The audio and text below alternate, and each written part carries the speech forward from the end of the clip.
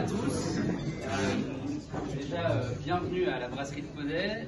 Je suis très touché que vous soyez autant aujourd'hui pour le lancement de l'antenne de Lausanne et du canton de Vaud du cercle des dirigeants d'entreprise.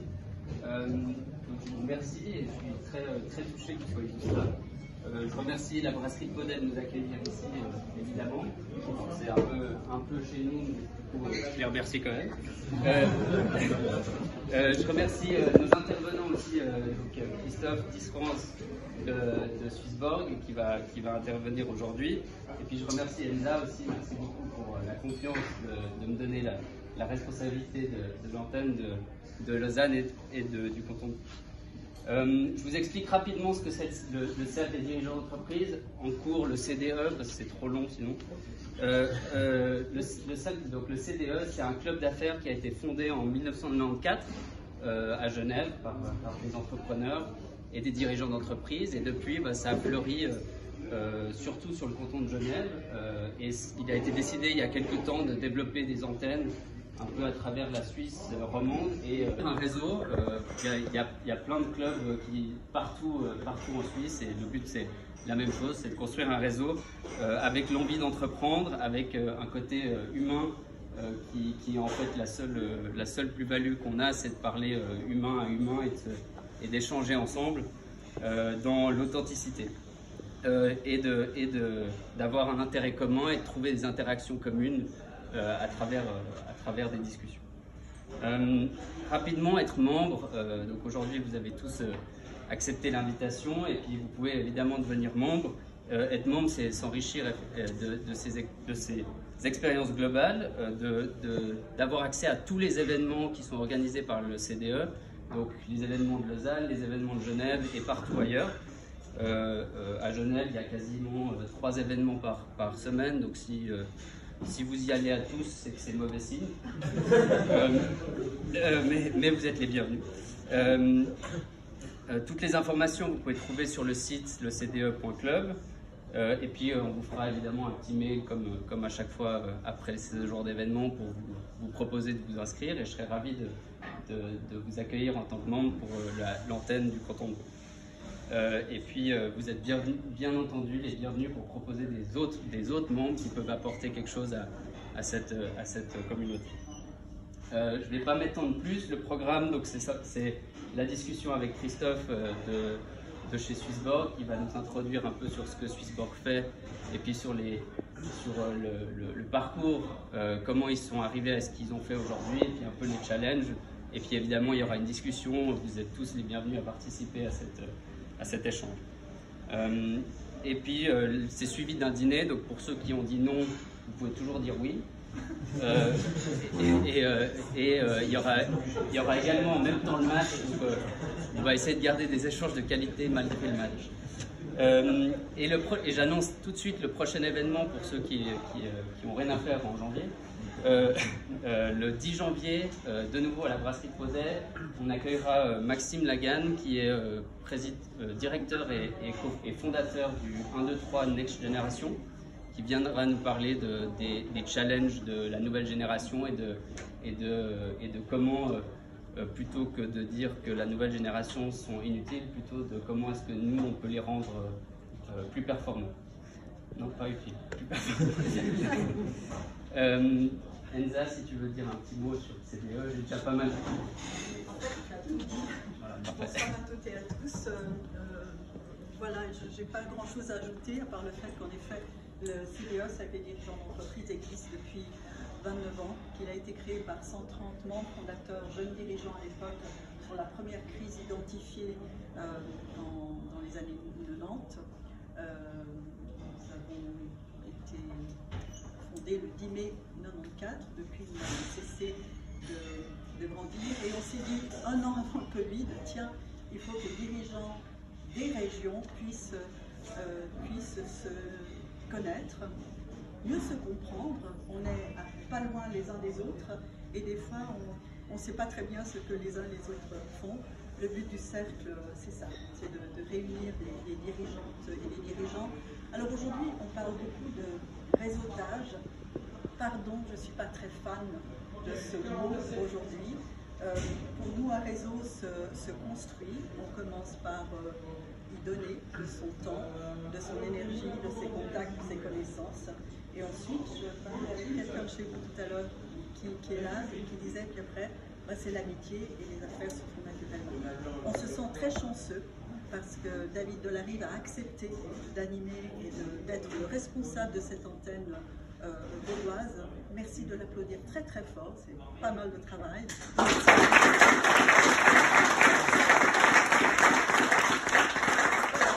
Un homme pour qui il n'y a jamais de problème, ou pas trop, mais que des solutions. Ce week-end, je prends conscience que ce soir c'est Portugal-Suisse.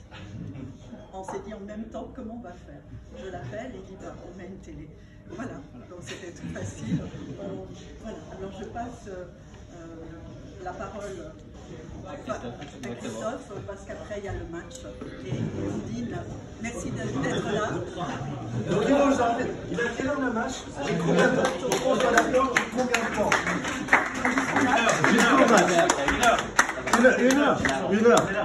Une heure, alors ça marche. Je devrais pouvoir m'en sortir. Mais en fait, je ne suis pas venu tout seul. Parce que comme on sait, en fait, être dirigeant d'entreprise, c'est plus un travail d'équipe. Donc, d'abord, merci en fait, David, pour cette invitation. Et c'est beaucoup de pression d'être le premier intervenant pour cet événement vaudois. Et pour commencer, j'utilise mon joker. C'est Alex Petou, notre Chief of Staff, qui va vous présenter ce que fait Swissborg. Et après, moi, je vais vous présenter tout le cheminement d'entrepreneur, comme on a commencé pour partir de 3e employé, qui était moi-même, jusqu'à maintenant 250. Donc, je cède la parole pour commencer à Alexandre Petou. Alors, bonsoir à tous. Merci de nous accueillir ce soir. Comme le sujet est complexe, on est venu à deux. C'est vrai que le sujet n'est pas facile, donc on est toujours mieux armé avec un copain. Comme Christophe l'a dit, moi je suis le Chief of Staff, donc je m'occupe un peu de la stratégie, de la coordination et des projets. J'ai aussi une deuxième casquette, je m'occupe des RH. Et Christophe, qui lui s'occupe de tout ce qui est compliance et opérationnel, vous donnera après un peu l'aspect entrepreneurial de l'entreprise. Donc on vous parle ce soir de Swissborg. Swissborg, c'est une start-up suisse, comme son nom l'indique. C'est pas une start-up, c'est une scale-up. C'est une scale-up dans le sens où aujourd'hui on est quasiment 300, donc toi tu dis 250, mais en fait moi je m'occupe des RH, on est 282, 282. Et on est une start-up suisse, on a des bureaux, le QG ici à Lausanne, mais on a aussi des bureaux à Lisbonne, à Tallinn, à Dubaï, à Londres, près de tout je crois. Qu'est-ce qu'on fait en fait? On est un échange. On est un écosystème, une plateforme d'échange pour les cryptos. Les crypto-actifs, crypto-monnaies. Et en fait, ce qu'on veut faire, ce qu'on cherche à faire, c'est de la gestion de fortune avec les cryptos. Donc au même titre qu'un Pictet, UBS, Julius Baer qui font de la gestion de fortune avec les sous en général, nous on fait la même chose avec les cryptos. C'est encore assez niche, il n'y a pas grand monde là-dedans. Et on est un peu les précurseurs, mais pour l'instant ça se passe très bien, on est en train de croître à une vitesse assez phénoménale. Donc en fait, comme je vous ai dit, on a un échange, donc on a une plateforme où vous pouvez venir acheter, vendre, échanger vos cryptos, vos bitcoins, vos ethers, etc. On a un catalogue d'une quarantaine de cryptos qui sont disponibles. Sur ces 40 cryptos, il y en a 24 sur lesquels vous pouvez même obtenir un rendement, donc au même titre que quand vous allez déposer vos sous à l'UBS et que vous donnez un intérêt négatif ou 0,01%. Nous, on a sur 24 tokens, on peut vous donner un très beau rendement, 6, 8, 10%. Donc c'est quelque chose en temps d'inflation qui est toujours bon à prendre. Je ne vais pas rentrer dans ce niveau de détail. En fait, pourquoi est-ce qu'on le fait? Parce que notre but, c'est vraiment, la mission de la boîte, c'est de démocratiser la gestion de fortune et la rendre plus juste, ludique et centrée sur la communauté. Ça, c'est vraiment la mission de la boîte. Ensuite, je vous donne en 2-3 mots vite la genèse de la boîte. On aura 5 ans demain. Demain, c'est le grand anniversaire. D'ailleurs, on essaiera de vous envoyer l'invitation. C'est un peu last minute, mais on risque d'avoir 200 à 300 personnes demain pas dans nos bureaux, parce qu'on n'a pas la capacité, mais au flon dans les bureaux de Gotham. Donc, on fait la grande fête demain, c'est les 5 ans. Il y a 5 ans, Swissborg, et ils n'étaient pas beaucoup à l'époque, ils étaient 5 ou 6. Ils ont fait la 10e plus grosse levée de fonds du monde.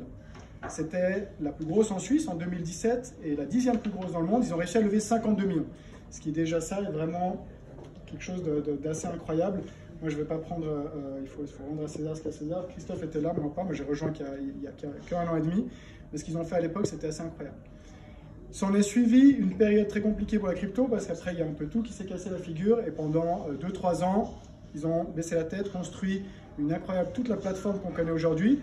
En 2021, on a atteint le statut de licorne en arrivant en obtenant plus d'1 milliard de market cap. Donc il y a le stade, ça nous a mis dans le club très, très fermé des licornes. Et puis depuis, on continue à travailler dur. Et aujourd'hui, on a environ 1 million d'utilisateurs qui sont enregistrés sur la plateforme. Il y en a 750 000 qui sont actifs au jour le jour. Il y en a plus d'1 million qui sont enregistrés sur la plateforme. Donc, quand même un gros échange et une grosse plateforme. Le positionnement, on est principalement positionné sur l'Europe. Nos plus gros marchés sont la Suisse, la France et le UK, un petit peu les pays limitrophes, l'Allemagne, l'Italie. Tout ça pour vous dire c'est encore très niche, c'est encore très helvético-centré et le monde est à portée de main, donc on a encore tous ces marchés à aller chercher plus tard.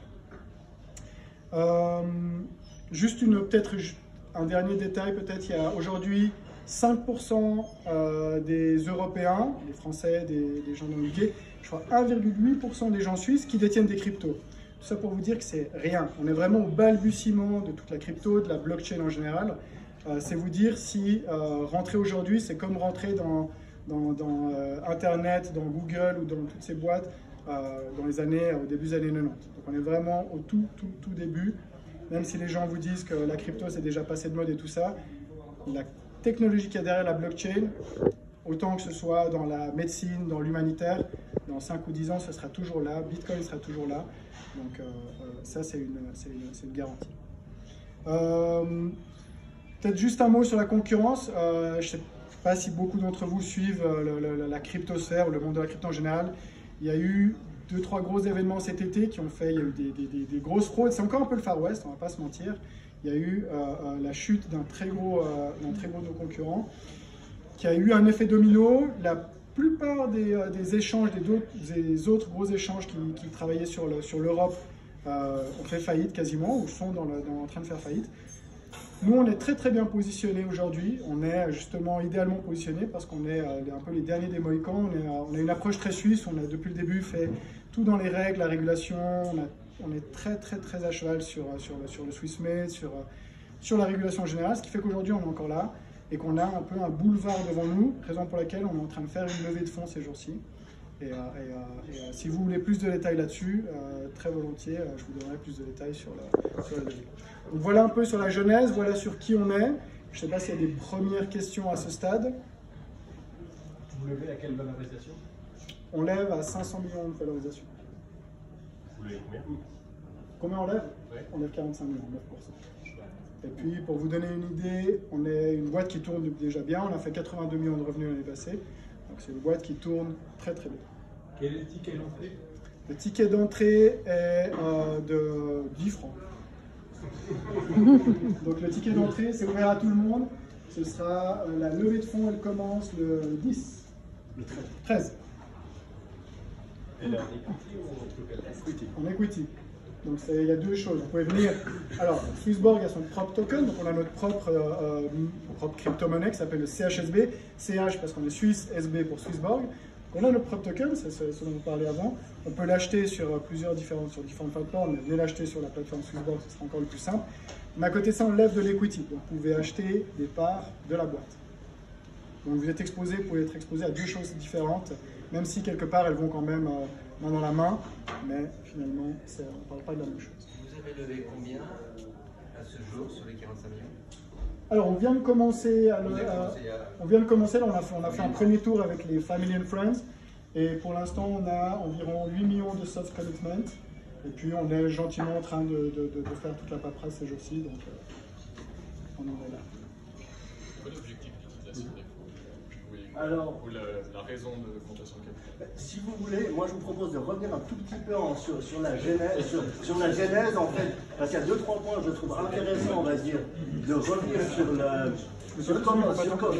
sur comment est-ce qu'on est arrivé à ce stade-là, pour après arriver au challenge qu'on a actuellement. Donc pour moi, je veux dire, en tant que dirigeant entrepreneur, le plus important quand on commence, c'est avoir une vision. Je pense que vous avez tous ce même problème, c'est on est comme ça, on est face à une page blanche, et quelle vision on veut donner, comment est-ce qu'on va inspirer les personnes qui vont travailler avec nous. Et moi, personnellement, c'est vrai que le premier challenge que j'ai fait, c'est que j'ai croisé Cyrus, le CEO, qui m'a dit, écoute, tu es à 9 ans, 10 mois en banque privée, est-ce que tu ne veux pas tout quitter? J'étais VP dans une banque pour venir te mettre dans une start-up. Je veux dire, je me suis fait traiter de fou par mon père, je me suis fait traiter de fou par un nombre de personnes, parce qu'on dit c'est enfin à ce moment-là où on commence à obtenir quelque chose, arriver à un stade, et on se dit, qu'est-ce qu'on fait? Je lâche tout, je prends le risque de whatever, parce qu'on ne sait pas dans quel on va se lancer, ou de rester puis prendre un chemin traditionnel. Et pour moi, c'est ça en fait un dirigeant. C'est savoir prendre quel risque, quel choix, à quel moment. Parce qu'en fait, peu importe, à n'importe quel moment de notre société, on a un choix à prendre, une décision à prendre. Et le premier choix, c'était soi. C'est-à-dire quitter mon travail, pas recevoir de 10 ans de bonus, et me retrouver pendant 6 mois sans salaire. Et c'est le premier choix que j'ai fait. Et je veux dire, je ne le regrette pas. C'était pas facile, donc on a commencé pour la jeunesse, c'est-à-dire qu'on a partagé notre vision avec le monde, on a réussi à lever 10 millions comme il a dit, et, pardon, 50 excusez-moi. 10 millions, ça aurait été un peu plus compliqué, 50 millions, et on l'a fait, on va dire, c'était magique, on a fait une euphorie, c'était au top du Bitcoin. Et là, évidemment, ça aurait été beaucoup trop beau, qu'est-ce qui se passe? Le premier crash. Et comme dans la vie de n'importe quel entrepreneur, on passe de superstar à, je veux dire, moins que rien. Parce qu'en fait, on arrive à une étape où tout le monde nous a dit, écoutez, les ICO, c'est une arnaque, 99% ont fait faillite.